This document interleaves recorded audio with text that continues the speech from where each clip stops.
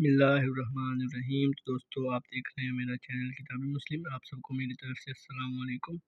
ہم پڑھ رہے ہیں صحیح بخاری۔ آج کی ہماری حدیث کا باب ہے، اس وقت جب دشمن کے قلعوں کی فتح کے امکانات روشن ہوں اور جب دشمن سے مٹ بھیڑ ہو رہی ہو تو اس وقت نماز پڑھے یا نہیں۔ اس بارے میں جو احادیث ہے، پہلی حدیث 945، پچھلی ویڈیوز میں آپ نے 944 تک اور اس سے پچھلی جو جتنی بھی احادیث ہیں وہ پڑھی ہیں۔ آج ہم حدیث نمبر 945 سے شروع کریں گے۔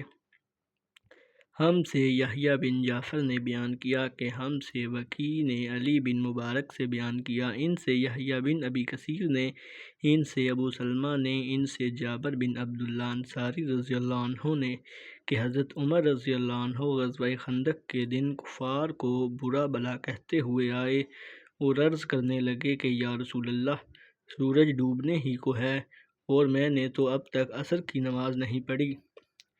اس پر نبی کریم صلی اللہ علیہ وآلہ وسلم نے فرمایا کہ اللہ کی قسم، میں نے بھی ابھی تک نہیں پڑھی۔ انہوں نے بیان کیا کہ پھر بطحان کی طرف گئے جو مدینہ میں ایک میدان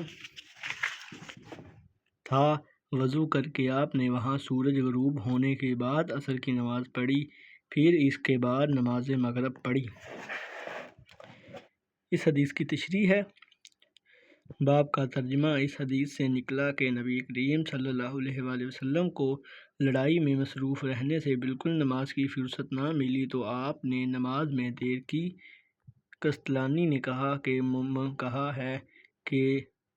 کہا ممکن ہے کہ اس وقت تک خوف کی نماز کا حکم نہیں اترا ہوگا، یا نماز کا آپ کو خیال نہ رہا ہوگا، یا خیال ہوگا مگر طہارت کرنے کا موقع نہ ملا ہوگا۔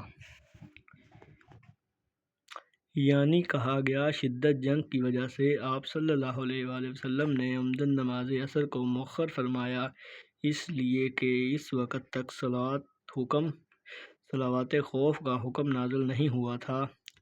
بقول ابن رہی جمہورہ کا یہی قول ہے، اور علامہ ابن قیم رحمۃ اللہ علیہ نے زاد المعاد میں اس خیال پر جزم کیا ہے، اور حافظ ابن حجر رحمۃ اللہ علیہ نے فتح الباری اور قرطبی نے شرح مسلم میں اور قاضی ایاز نے شفا میں اور ذیلئی نے نصب الراحیہ میں اور ابن کثار نے اسی خیال کو ترجیح دی، اور حضرت مولانا عبید اللہ صاحب شیخ الحدیث مؤلف مرات المفاتیح فرماتے ہیں کہ ہمارے نزدیک بھی اسی خیال کو ترجیح حاصل ہے۔